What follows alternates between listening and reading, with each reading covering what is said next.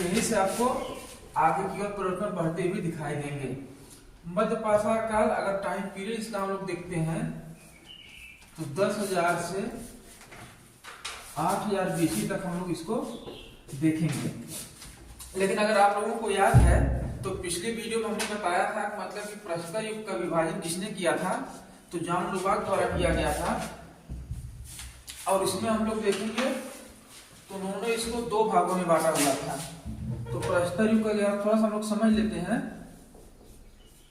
प्रस्तुत युग को अगर हम लोग देखेंगे इसको 2 भागों में किसने विभाजित किया था, तो थे जॉन लुबाक।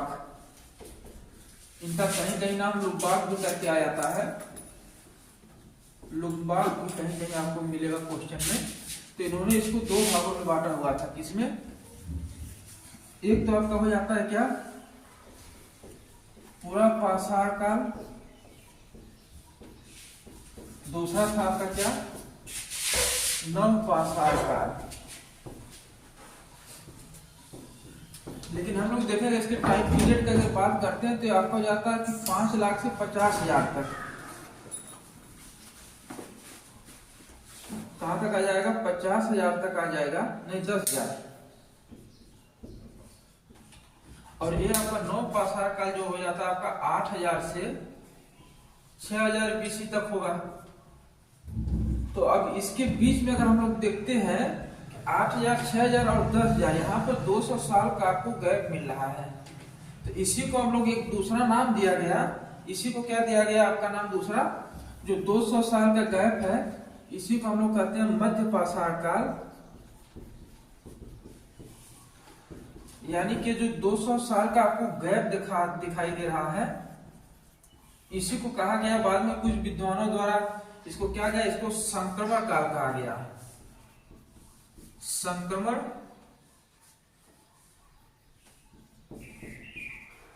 काल या इसको संक्रमण क्षेत्र कहा गया। अगर संक्रमण क्षेत्र को अगर हम लोग देखते हैं तो किस वजह से इसको संक्रमण क्षेत्र कहा गया, क्योंकि मध्य पाषाण काल में जो भी परिवर्तन शुरू होते हैं वो सीधा सीधा जाके नियमित रूप से नव पाषाण काल में आपको देखने को मिलेंगे। यानी कि जो परिवर्तन की शुरुआत होगी वो कहां से आपको पाई जाएगी, मध्य पाषाण काल से आपको परिवर्तन की पाया जाएगा। लेकिन अब देखा जाए कि परिवर्तन कैसे प्रारंभ हुआ।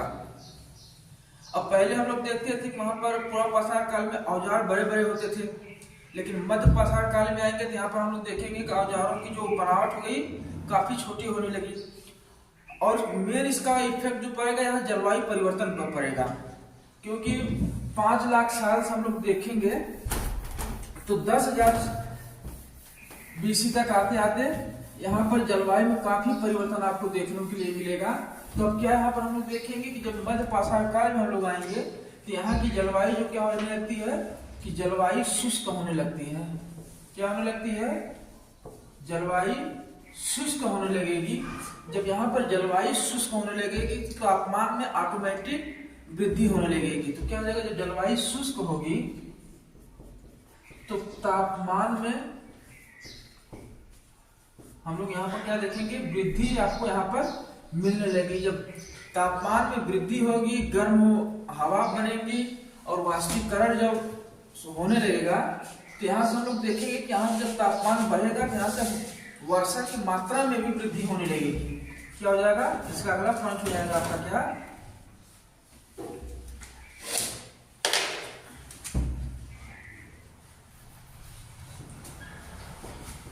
वर्षा की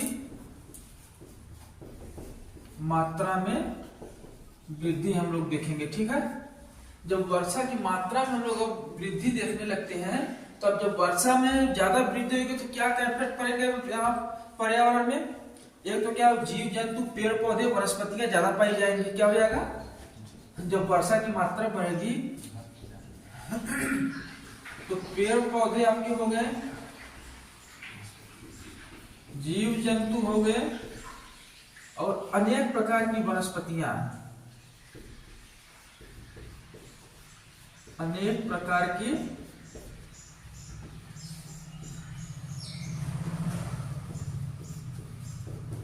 वनस्पतियों का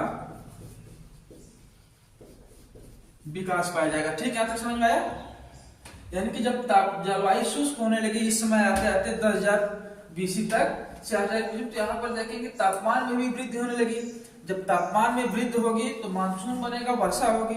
जब वर्षा होगी तो ऑटोमेटिक वहां पर हम लोग देखेंगे क्या कि पेड़ पौधे हो गए, वनस्पतियां हो, जीव जंतु की मात्रा में वृद्धि होगी। और ये आपका इंपॉर्टेंट, जब इनकी वृद्धि होगी तो इस समय मानव तो कृषि तो जानते नहीं थे, क्या इनका मेन पेशा क्या था? शिकार और खाद्य संग्रह। जब शिकार और खाद्य संग्रह इनका मेन जो जीवन यापन का जरिया था, तो इनके खाद्यान्न में वृद्धि होगी कि नहीं होगी? ऑटोमेटिक इनके खाद्यान्न में वृद्धि होने लगी। तब हम लोग यहाँ से अब इसका अगला दिन जो परिवर्तन हुआ, इसका तकनीकी परिवर्तन हम लोग देखेंगे, तकनीकी परिवर्तन में क्या क्या होता है। ठीक है, नोट हो गया? तो तकनीकी परिवर्तन में हम लोग वही अब चीज देखेंगे। और ये चीज आप लोग इसको पॉइंट नोट करके लिख लीजिए। क्या हो गया?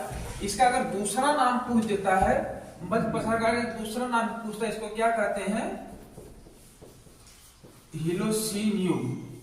और पूरा पाषाण का अगर हम बता दें आपको, पूरा पाषाण काल, तो इसका अन्य नाम क्या हो जाएगा? प्लीस्टोसीन युग। प्लीस्टोसीन युग। अगर मध्य पाषाण का क्वेश्चन में पूछ लिया कि मध्य पाषाण को अन्य किस नाम से जाना जाएगा, या प्रश्न ही बना दिया, तो इसको क्या हो जाएगा? हीलोसीन युग। और पूरा पाषाण काल को हम लोग क्या कहेंगे? प्लीस्टोसीन युग। ठीक है, ताइए इसके कुछ तकनीकी परिवर्तनों को देख लेते हैं। अब तकनीकी परिवर्तन में हम लोग क्या देखेंगे? अगर आप लोग थोड़ा सा सोचिए उसको कि परिवर्तन कहाँ होगा, किस क्षेत्र में होगा।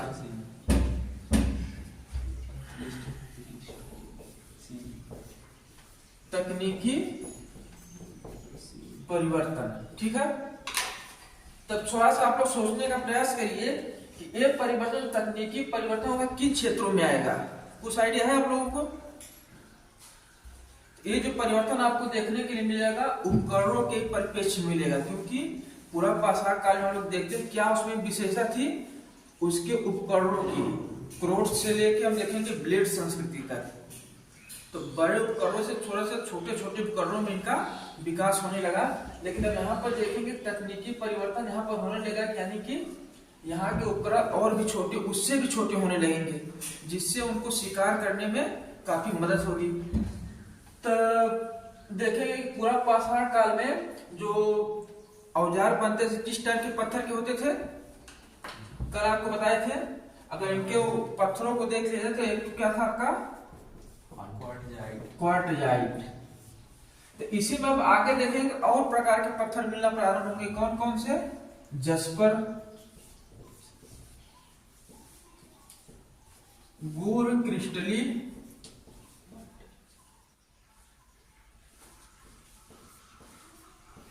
क्रिस्टली, सिलिका, ठीक है। और यहाँ पर आपको हो जाएगा स्फटिक, और वह इसमें हो जाएगा चकमक। एक प्रश्न पूछा जाए कि मध्य पाषाण काल में किस प्रकार के पत्थर पाए जाते थे जो औजारों का निर्माण होता था, उनके हथियारों का निर्माण होता था? तो क्वार्टरजाइट तो आपका पूरा पाषाण काल में मिलेगा, जस्पर मिल जाएगा, जस्पर, ठीक। गूर क्रिस्टली सिलिका मिल जाएगा, स्फटिक मिल जाएगा, चकमक मिल जाएगा। तब इनमें हम देखें यहाँ के औजार मतलब कि किस टाइप के होते थे। छोटे छोटे जैसे आपको क्या हो जाएंगे? तीर मिल जाएगा आपको यहाँ पर, त्रिभुजाकार मिल जाएगा, गोलाकार मिल जाएगा और आयताकार, ठीक। ये जो छोटे छोटे उपकरण थे, इनको क्या था मतलब कि शिकार करने में काफी इनमें मदद मिलती थी, ठीक। तो एक हो गया इन उपकरणों के विकास से। आपको फिर इसमें देखेंगे प्रक्षेपात्र तकनीकी का विकास हो जाता है। क्या इन्हीं उपकरणों में क्या हो जाएगा? प्रक्षेपात्र तकनीकी का विकास। अगर इसमें देखेंगे प्रक्षेपात्र तकनीकी में हम लोग देखेंगे तो इसमें किसका प्रयोग किया जाने लगा? तीर और कमान का, तीर और कमान का। यानी कि अगर मान लीजिए कहीं दूर पर कोई जानवर बैठा है या पक्षी बैठी है, तो इसको लोग तीर और धनुष के माध्यम से उसका आसानी से शिकार कर लेते थे।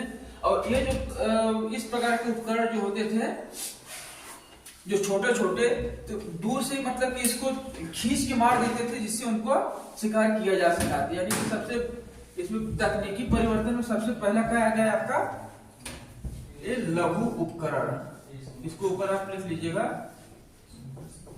ठीक। और दूसरा क्या आ गया आपका, प्रक्षेपात्र तकनीकी का विकास।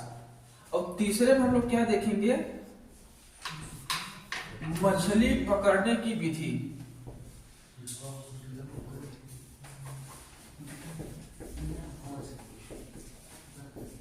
की विधि का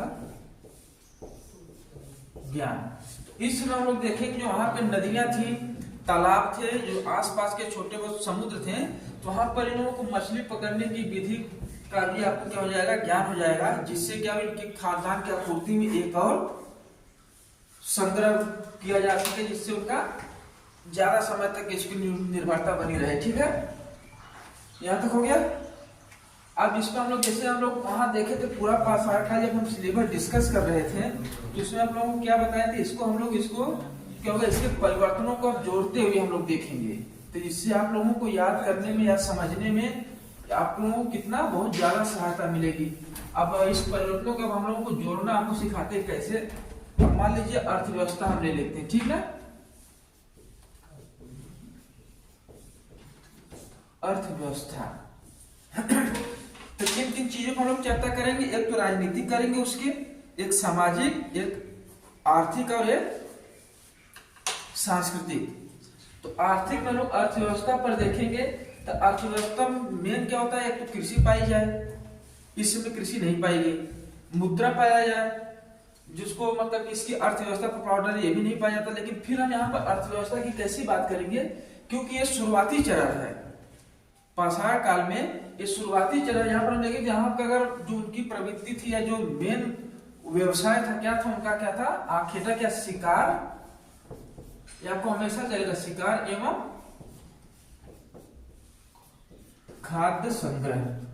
जीवन यापन के लिए ये लोग शिकार करते थे और अपना क्या करते थे, उनको खाद्य संग्रह करते थे, जिससे क्या होगा, मतलब कि जो उन लोगों का समूह होता था, उन लोगों के जीवन यापन की व्यवस्था किया जा सके। लोग शिकार पर जाते थे झुंड में। पहले क्या था, बैंड सोसाइटी थी, और बैंड सोसाइटी में कितने लोग रहते थे, 20 से 40 लोग। तो इसमें आप हम लोग देखेंगे, जब यहाँ पे लोगों क्या होगा कि शिकार करने की तकनीकी बदल गई, इन लोगों का मतलब कि शिकार करने का तरीका बदल गया, तो खाद्य संग्रह की आपूर्ति ज्यादा होने लगी। जब खाद्य संग्रह की आपूर्ति यहाँ पर ज्यादा होने लगती है, तो इससे क्या होगा, उनकी जनसंख्या में भी वृद्धि होने लगेगी। ठीक, जब जनसंख्या में वृद्धि होने लगेगी तो इन लोगों के अंदर क्या हो जाएगा, ये परिवार की भावना का विकास होगा। जब परिवार ज्यादा बढ़ेगा, पहले तो छोटा समूह था, लोग खुले आकाश में सो लेते थे या गुफाओं में सो लेते थे, लेकिन इस समय देखेंगे कि लोगों के अस्थायी निवास के प्रमाण मिलेंगे, जो कि हम लोगों का उस काल में, पूरा पाषाण काल में अस्थायी निवास का प्रमाण नहीं मिलता है। तो अगर पूछ लिया जाए कि अस्थायी निवास के प्रमाण कहाँ से मिलना प्रारंभ होते हैं, तो आपका उत्तर क्या हो जाएगा, मध्य पाषाण काल से। अब देखिए यहाँ पर क्या होगा, जब शिकार संग्रह ज्यादा होने लगा, तो लोगों की जनसंख्या पर इफेक्ट डालेगा कि नहीं डालेगा। तो यहाँ से मतलब कि जनसंख्या में आपको वृद्धि देखने को मिलेगी। जब जनसंख्या बढ़ेगी तो किसी न किसी काम में लगेंगे। जनसंख्या बढ़ेगी, कोई घर पर तो बैठा नहीं रहेगा, कोई कुछ न कुछ तो काम करेगा। जब कुछ न कुछ काम करेगा तो जनसंख्या, यहाँ पर आपको सबसे पहले पशुपालन के साक्ष्य पाए जाने लगेंगे। जब जनसंख्या बढ़ने लगेगी, कुछ न कुछ काम करेंगे ये लोग, तो यहाँ से क्या हो जाएगा, पशुपालन आपको देखने को मिलेगा। पशुपालन के आपको साक्ष्य मिलेंगे। ये मोस्ट इंपॉर्टेंट लाइन है ये, यहाँ से प्रश्न आपका बहुत बनेगा। पशुपालन के साक्ष्य अगर पूछ लिया जाए तो कहाँ से मिलेंगे, दो जगह से मिलेगा। एक आपको क्या हो जाएगा, बागौर, बहुत बार पूछा हुआ, आप कोई भी प्रीवियस ईयर उठा के ले लीजिए, यहाँ से प्रश्न आपको मिल जाएगा हर एग्जाम में। और एक आपका क्या स्थान है, आदमगढ़, आजमगढ़ नहीं आदमगढ़। ये बागौर जो आपका देखेंगे, ये भीलवाड़ा जिला है आपका राजस्थान का। कहाँ पर है, भीलवाड़ा जिला राजस्थान। ठीक है, लेकिन आदमगढ़ को देखेंगे तो ये आपका मतलब होशंगाबाद जिला हो जाता है। कौन सा? होशंगाबाद जिला।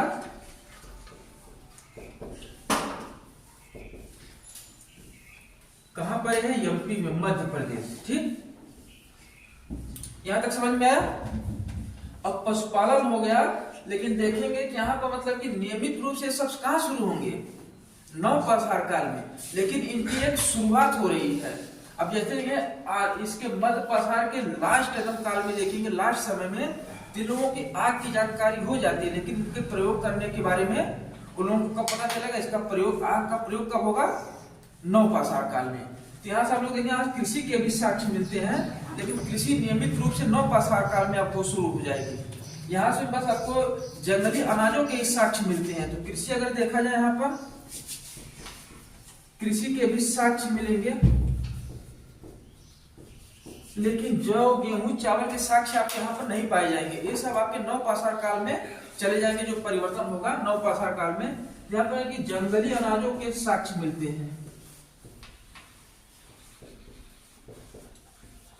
जंगली अनाजों के, इसको प्रमाणित क्या कौन करता है? अनाजों के। तो यहाँ से चक्की और सिलबट्टे मिले हैं, इनको पीसने कूटने के लिए जो मिला है। इससे क्या मध्यपाषाण काल में देखेंगे, यहाँ से चक्की और सिलबट्टे मिले। इससे क्या प्रतीत होता है? उसमें अनाजों का प्रचलन था, लेकिन अनाज कहते थे जंगली से जो अपने आप उगते थे। लोग शिकार या खाद्य संग्रह के लिए जाते थे तो उसको चुनते हुए चले जाते थे। यानी कि क्या से इसके लिए क्या मिले हैं? चक्की व सिलबट्टे। और यही हम देखेंगे, इसके लिए एक आपको यहाँ से मिलेगा सराय नाहर राय से या चौपानी मांडो से। यहाँ से आपको मतलब कि गर्द चूल्हे भी मिले हैं। क्या मिले हैं?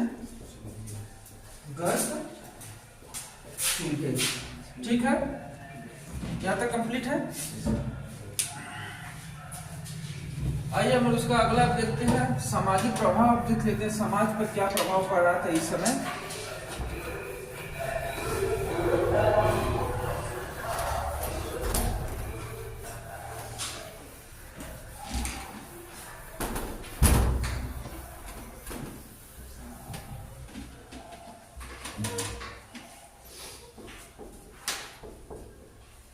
क्या देखें हम लोग? सामाजिक जीवन।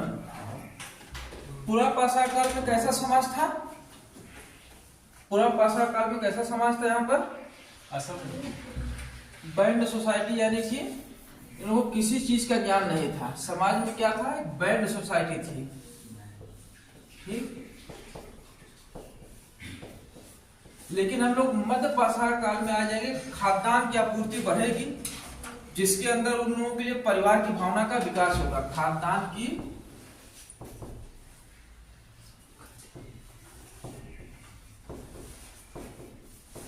आपूर्ति में वृद्धि होने लगेगी।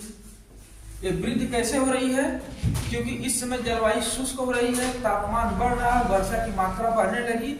और क्या हो जाता है आपको यहाँ पर, जब वर्षा होने लगती है तो वनों का विकास होगा, वनस्पतियों का विकास होगा, पेड़ पौधों का विकास होगा, जीव जंतुओं का विकास होगा। तो ये अब शिकार और कंदमूल पर निर्भर नहीं रह गए। इन लोगों के पास अनेक प्रकार के खाने की सामग्री यहाँ पर पैदा होने लगी प्राकृतिक रूप से। तब जब खाद्यान्न में वृद्धि होने लगी तो इनकी जनसंख्या में वृद्धि हुई। जब जनसंख्या में वृद्धि होने लग रही है तो इनके अंदर क्या हो रहा है कि परिवार की भावना का विकास हो रहा है। क्या हो रहा है? परिवार की भावना का विकास। ठीक है, अब परिवार में देखेंगे तो पहले परिवार में एक सोसाइटी में 30-40 लोग रहते थे, लेकिन अब यहाँ पर देखिए इनकी संख्या बढ़ने लगी। बूढ़े हो जाएंगे परिवार के अंदर, बुजुर्ग हो जाएंगे, महिलाएं हो जाएंगे, पुरुष हो जाएंगे। और लेकिन इस परिवार में जो बुजुर्ग होते थे, इनको शिकार पर जाने की अनुमति इस समय नहीं थी। हट्टे कट्टे जो मजबूत लोग थे वही शिकार पर जाते थे। और जो महिलाएं हैं वो जैसे जमीनी स्तर पर कंद फल फूल हो गया, इनको इकट्ठा करती थी। लेकिन यहाँ पर बूढ़ों को हम लोग देखेंगे तो शिकार करने की अनुमति नहीं थी। इनका काम था जो घर पर बच्चे हैं, छोटे छोटे बच्चे हैं, उनकी देखभाल करना। ठीक है, इसके बाद हम लोग देखेंगे यहाँ पर परिवार हो गया। अब पहले सामाजिक जीवन में यहाँ पर हम लोग देखते हैं कि समाधान की विधि नहीं थी। जो जहां मर जाता था पूरा पाषाण काल में कोरिलेट हो रहा है नहीं एक दूसरे से, वहां पर पहले क्या था, समाधान की विधि नहीं थी। लेकिन मध्य पाषाण काल में इनके पूर्वजों के प्रति सम्मान की भावना भी जागृत होने लगेगी। यहाँ पर क्या आपको मिलने लगेगा,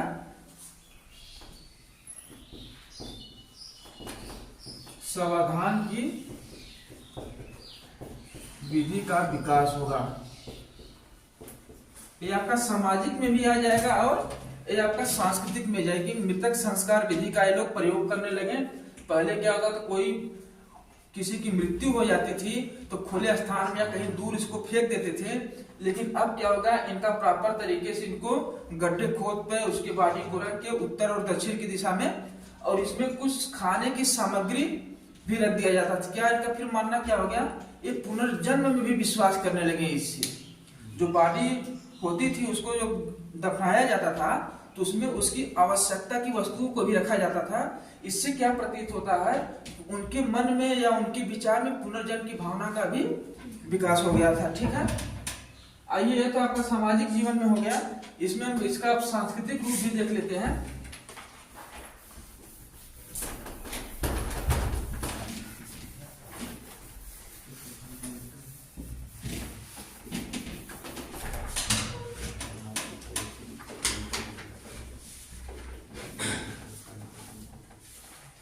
सांस्कृतिक जीवन, संस्कृति में हम लोग क्या यहाँ पर देखेंगे, सिलेबस पढ़ा रहे थे तो संस्कृति में हम क्या बताए थे, संस्कृति में हम लोग किन चीजों का अध्ययन करेंगे, धर्म और कला। ठीक है, इनका धार्मिक जीवन कैसे होता संस्कृति में देखेंगे, एवं कला का विकास किस प्रकार से हो रहा था इसको हम लोग देखेंगे। तो यहाँ पर हम लोग देखते हैं क्या कि एक तो सबसे पहले जो परिवर्तन इनके अंदर में आ जाएगा मृतक संस्कार विधि का। ठीक है, मृतक संस्कार विधि। ठीक, ये तो आपको हो गया है कि बुजुर्गों को दफनाने में इसका प्रयोग किया जाता था। इसको अब पहले की तरह कई स्थान को खुले में फेंक नहीं देते थे, इसका प्रॉपर तरीके से संस्कार विधि का समाधान किया जाता था। दूसरा क्या देंगे, यहाँ पर कंठाहार एक मिला है। एक प्रश्न पूछा जाता है क्या मिला है, कंठाहार। और कंठाहार अगर हम लोग देखेंगे तो किस कहां पर मिला है, महादहार। अभी मैप में हम आप लोगों को बताएंगे। यहाँ पर एक इलाहाबाद और प्रतापगढ़ वाला रीजन, यहाँ पर 4 महत्वपूर्ण स्थल मिलेंगे। मध्य पाषाण बहुत ही महत्वपूर्ण है। ये आपका क्षेत्र का क्षेत्र का प्रतापगढ़ हो जाएगा। ये जो कंठाहार होता था यदि गले में पहना जाता था, इस किससे बनाया जाता था, 12 सिंगा मृग। जो 12 सिंगा मृग होता है, कई बार पूछा गया है, 12 सिंगा मृग के सींग से बनाई जाती थी। ठीक है, और कंठाहार हो गया। अब इसमें कला के क्षेत्र में अगर हम देखते थे, भीमबेटका पूरा पाषाण काल में भी था स्थान, और इसमें भी आपको मिलेगा। कौन सा मिलेगा, भीमबेटका। किसके लिए प्रसिद्ध है भीमबेटका, चित्रकारी के लिए। किसके लिए, चित्रकारी या चित्रकला। ठीक, तो पूरा पाषाण काल में आप लोगों को याद है कि इसके मतलब भीमबेटका में चित्र कहां पर बनाए जाते थे, गुफाओं। हाँ, गुफाओं के अंदर बनाए जाते थे चित्र। लेकिन मध्य पाषाण काल तक आते आते गुफा के अंदर और बाहर दोनों जगह इसके चित्र बनाए जाने लगे। कहा, गुफा के अंदर व बाहर। अब प्रश्न पूछ लेता है कि भीमबेटका में मध्य पाषाण काल में इनके चित्र किस प्रकार के चित्र बनाए जाते थे। प्रश्न उठा है नहीं, चित्र थे तो किस प्रकार के चित्र थे। तो इसको भी आप लोगों को जानने की बहुत आवश्यकता है। तो इसमें पहला हम लोग क्या देखते हैं, जो कोई भी उत्सव लोगों का होता था, जब त्योहार हो गया या कोई उत्सव उनका हो गया, तो उसी को वो लोग बना देते थे उसी दीवार पर। यानी कि क्या हो जाएगा, सामूहिक उत्सव। सामूहिक उत्सव के चित्र। ठीक, और दूसरा चित्र आपको यहाँ पर क्या मिल जाएगा, दूसरे प्रकार के कि गर्भवती जो महिलाएं होती थी उनका भी चित्र यहाँ पर बनाया जाता था। गर्भवती महिलाओं के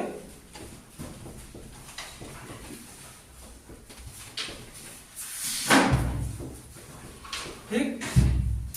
और आपको देखेंगे यहाँ पर जो और महिलाएं थी उनका मेन काम क्या था, अर्थव्यवस्था में, यानी कि खाद्यान्नों को जो चुनने या बीनने की होती थी, यानी कि खाद्यान्न को इकट्ठा करते हुए महिलाओं के भी चित्र यहाँ पर क्या बनाए गए हैं। खाद्यान्न को इकट्ठा करती हुई महिलाएं।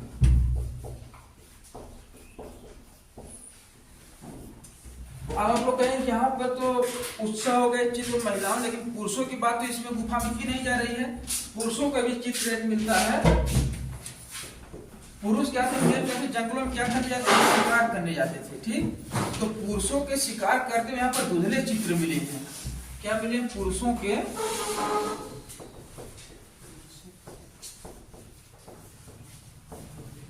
शिकार करते हुए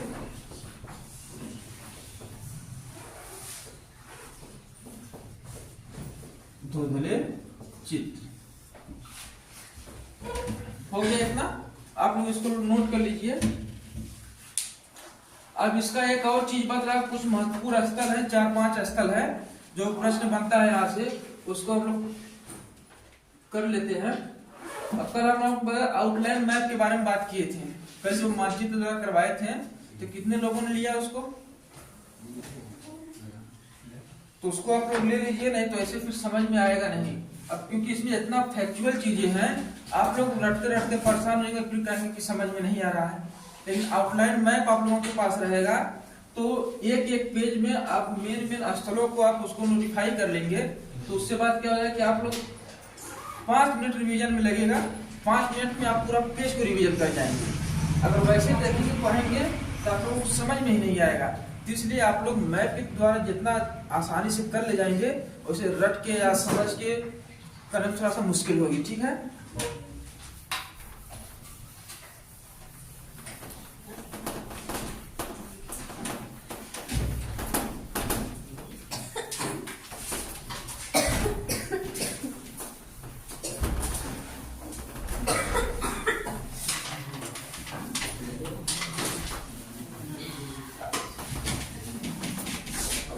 चित्र आप लोग मानचित्र बना लीजिए।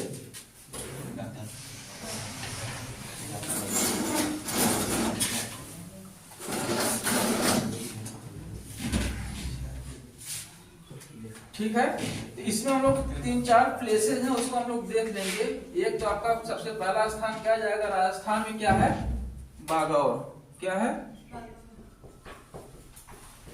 यहाँ से अभी हम आपको बताएं किसी को याद है क्या मिला है, यहाँ से पशुपालन के प्राचीनतम साक्ष्य मिले हैं। ये कहाँ पर है, आपका भीलवाड़ा जिला है। कहाँ है,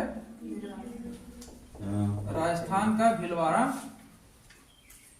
जिला है। यहीं से आपको क्या मिलेगा, प्रश्न आता है, आप लोग देखे होंगे किसी भी पेपर में उठाएंगे तो 2-3 पेपर में ये प्रश्न एक मिल ही जाएगा, क्योंकि पशुपालन के सर्वप्रथम साक्ष्य कहाँ से प्राप्त हुआ है, तो बागौर होगा। कहाँ पर, राजस्थान का भीलवाड़ा जिला। ठीक है, तो पशुपालन के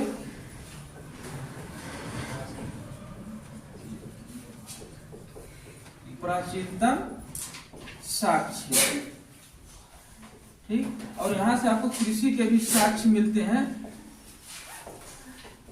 लेकिन नियमित रूप से कृषि कहां पर प्रारंभ होगी, नवपाषाण काल में। यहाँ जंगली अनाजों के बस केवल साक्ष्य मिलते हैं। यहीं पर आप देख लेंगे, आ जाएंगे एमपी में कौन सा आ जाएगा आपका स्थान, आदमगढ़। ठीक, आदमगढ़ में भी क्या मिलता है आपको, पशुपालन के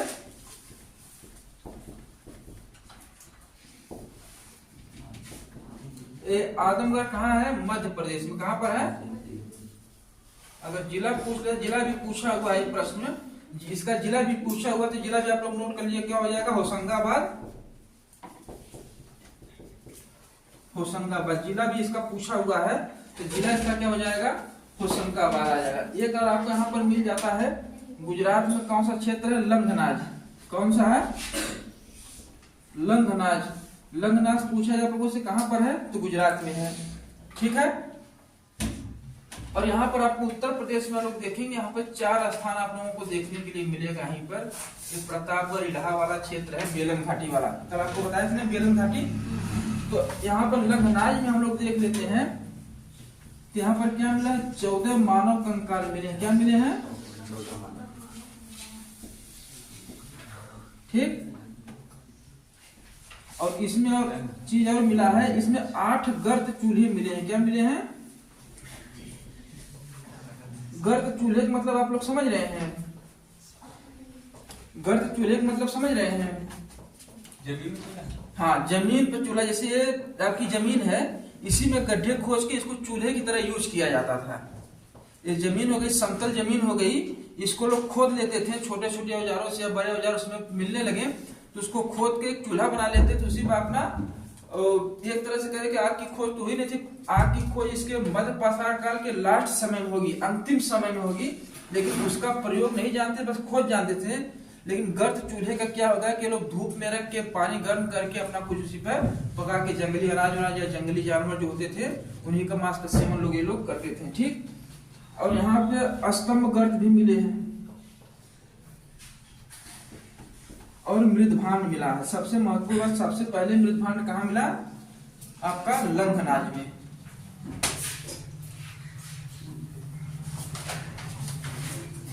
मृदभांड के साक्ष्य। मृदभांड क्या होता था? मृदभांड मिट्टी के बर्तन, अनाजों को रखने के लिए या किसी सामान को इकट्ठा करने के लिए ये लोग मिट्टी के बर्तन बनाते थे, उन्हीं को क्या कहा जाता था? मृदभांड कहा जाता था। इनको अगर देखा जाए तो इनमें लाल रंग का प्रयोग करते थे। लाल रंग से इसके पूरे पेदी को उसको रंग देते थे और उस पर काले रंग से इस पर डिजाइन बनाई जाती थी। ये चीज आपको मिलेगी जब जाएंगे वैदिक काल हम लोग पढ़ेंगे, तो वहां पर ये सब चीजें आपको देख, सिंधु घाटी सभ्यता और वैदिक काल में इसका बहुत विस्तृत रूप से प्रयोग होने लगता है। ठीक है। और यहाँ पर हम लोग देखें 2 स्थान और यहाँ पर उड़ीसा वाले क्षेत्र में मिल जाते हैं। एक तो जाएगा संभलपुर। ठीक। संभलपुर है, यहाँ पर क्या देखें? प्राकृतिक शैलाश्रय मिलता है। क्या मिलता है? प्राकृतिक शैलाश्रय। यानी कि प्राकृतिक शैलाश्रय से क्या मतलब हो गया आपका? प्राकृतिक शैलाश्रय से क्या मतलब हो गया? कल अभी हम लोग बताए थे, जैसे आपका संगा ओके में बताए थे ना, शैल से निर्मित चट्टान और उसके अंदर जो गुफा पाई जा रही है उसी को शैलाश्रय कहेंगे या निवास स्थल कहेंगे। ठीक। जो प्राकृतिक रूप से इस समय देखेंगे उड़ीसा वाले क्षेत्र में संभलपुर जो था, यहाँ पर देखेंगे कि प्राकृतिक शैलाश्रय पाया जाता है। एक प्रश्न पूछ लेगा, प्राकृतिक शैलाश्रय कहाँ पाया जाना, यानी कि अपने आप आदमी द्वारा नहीं बनाया गया, कोई पर्वत है या चट्टान है, उसी के अंदर गुफा पाई गई, उसी में लोग जाके रहने लगे। क्योंकि अब यहाँ से देखेंगे अस्थायी निवास के प्रमाण कहाँ से मिलेंगे? आपके इस वाले क्षेत्र में आपको अस्थायी निवास भी मिलेगा। आपको यहाँ पर यही से जो प्रश्न मेन बनेंगे आपको यही वाला क्षेत्र है। तो पहला हम लोग क्या देखेंगे? दमदमा।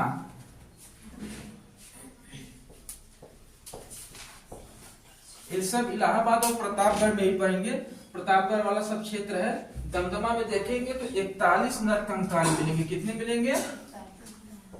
41 नर कंकाल।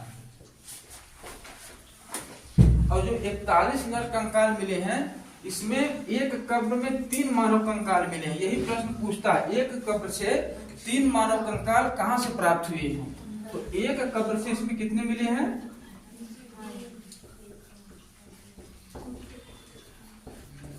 3 मानव कंकाल। अब दूसरा आप देख रहे, हम लोग देखते हैं यहाँ पर क्या हो जाएगा? ये महादहा हो जाएगा। क्या हो जाएगा? ये भी प्रतापगढ़ में ही आपका पड़ेगा। महादहा में देखेंगे तो यहाँ पर सबसे पहला लोग क्या है? अस्थायी निवास के प्रमाण मिलते हैं। क्या मिलेगा? सबसे पहला क्या हो जाएगा? अस्थायी निवास के प्रमाण। और उसमें जो मेन प्रश्न बनता है आपका इसमें एक कब्र में युगल समाधान मिला है। एक कब्र से क्या मिला है? एक कब्र से युगल समाधान। इसका मतलब क्या हुआ? एक ऐसी कब्र है जिसमें स्त्री और पुरुष को एक साथ दफनाया गया है। क्या है? एक कब्र में क्या है? इसमें मेल है और एक फीमेल है। अगर पूछ लिया जाए कि युगल समाधान के प्रमाण कहां से मिले हैं, तो क्या उत्तर हो जाएगा? महादहा से। ठीक। और यहाँ पर एक आपका स्थान क्या जाएगा? एक चौपानी मांडो। ये सब नाम आप लोग सुने हैं कि पहली बार सुन रहे हैं? चौपानी मांडो। अब चौपानी मांडो की क्या विशेषता है? यहाँ से विश्व प्रसिद्ध हस्त निर्मित मृदभान मिले हैं। क्या? हाथों से बनाए जाने वाला मृदभान यहाँ सबसे पहले यहीं पर मिले हैं। क्या? विश्व प्रसिद्ध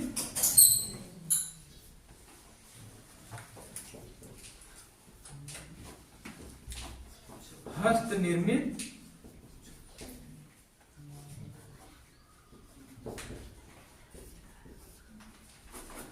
मृदभान अगर देखा है सबसे पहले कहां पाया गया? यहाँ मध्य पाषाण काल में, तो आपको लंगनाथ से मिलेगा। लेकिन इसके पहले पूरा पाषाण काल में आप लोग जाएंगे तो वहां पर एक स्थान मिलेगा, वो जम्मू कश्मीर समथन। कौन सा स्थान है? समथन। तो समथन से भी मृदभान मिले हैं, लेकिन क्वालिटी बस साक्ष्य मिले हैं। लेकिन जो अस्थायी रूप से अगर हम लोग देखा जाएगा तो लंगनाथ में पहला मृदभान मिला। लेकिन विश्व प्रसिद्ध हस्त निर्मित हाथों से बनाया जाने वाला सबसे प्रसिद्ध मृदभान तो आपको उत्तर प्रदेश चौपानी मांडो से मिलता है। ठीक। और एक चौथा स्थान यहाँ पर यह है, कौन सा? सराय नाहर राय। क्या है?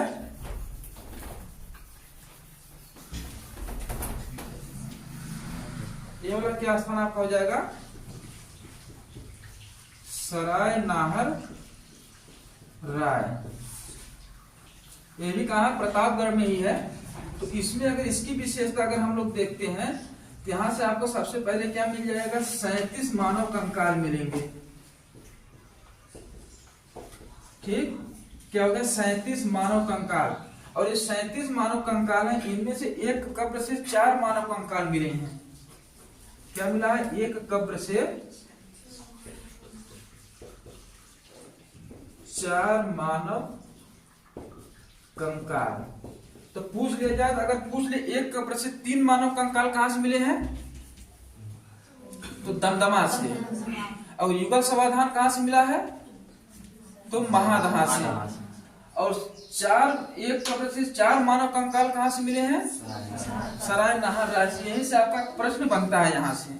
और प्रश्न आप जब भी बनेगा मध्य पाषाण काल से, तो ये बनेगा या तो आपका अस्थायी निवास पूछ लेगा, या तो आपका ये लंगनाथ में जो मृदभान का साक्ष्य पूछ लेगा। और मोस्ट इंपॉर्टेंट क्या है कि आदमगढ़ और बागौर। ये तो आसान अब सबको रटा गया है। पहले यही प्रश्न बनते थे, लेकिन अब ये थोड़ा सा इसको मॉडिफाई करके और उत्तर प्रदेश वाले क्षेत्र में प्रश्नों को अपने लेकर आ रहा है। और या फिर यहाँ पर हम लोग देखेंगे, यहाँ से फिर 8 गर्द चूल्हे मिले हैं। ठीक। इसमें फिर देखेंगे स्तंभ गर्द भी मिले हैं। कि हम लोगों का क्या टॉपिक होगा? मध्य पाषाण काल आपका यहाँ पर कंप्लीट होता है। इसमें इसकी विशेषताओं को हम लोग देख लिए, क्या क्या परिवर्तन हुए, औजारों की स्थिति देख लिए, सांस्कृतिक जीवन में कैसे परिवर्तन हुए, सामाजिक जीवन में क्या परिवर्तन हुआ। आप इसको लोग रिवीजन कर लीजिएगा। कल वाला भी जैसे आप इसको कोरिलेट करिएगा। जैसे पाषाण काल में, पूरा पाषाण काल में हम लोग देखें तो उसमें परिवर्तन नाम मात्र का था। लेकिन हम लोग यहाँ मध्य पाषाण काल में देखेंगे, इसमें तकनीकी परिवर्तन के साथ साथ जो नव पाषाण काल को क्रांति का काल कहा जाता है ना, सुने आप लोग? नव पाषाण काल को क्रांति का काल इसलिए कहा जाता है क्योंकि वहाँ ढेर सारे परिवर्तन एकाएक हुए। क्रांति किसको कहते हैं? सबसे पहले तो क्रांति का मतलब समझिए। क्रांति का मतलब किसी को पता है?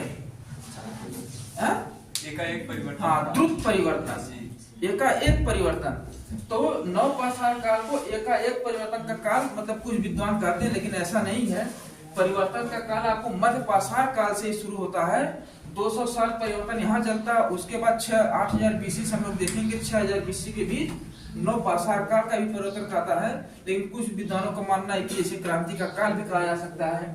लेकिन अगर वैसे देखा जाए तो परिवर्तन एकाएक नहीं होते हैं, परिवर्तन एक प्रोसेस है, धीरे धीरे चलने की प्रक्रिया है। यानी कि इसका जो नवपाषाण काल में जितने भी परिवर्तन आपको देखने को मिलेंगे, ये मध्यपाषाण काल में ही उसकी शुरुआत हो जाती है। तो ये चैप्टर हम लोग यहाँ पर समाप्त होता है। हम लोग अगला जो चैप्टर हम लोग होगा नवपाषाण काल, उसमें हम लोग चेंजेस को, परिवर्तन को और इसके सामाजिक, आर्थिक और सांस्कृतिक और भी ज्यादा परिवर्तन होंगे, उसको देखते हुए हम लोग आगे बढ़ेंगे। ठीक है, तो आज के लिए बस इतना ही। नमस्कार, धन्यवाद।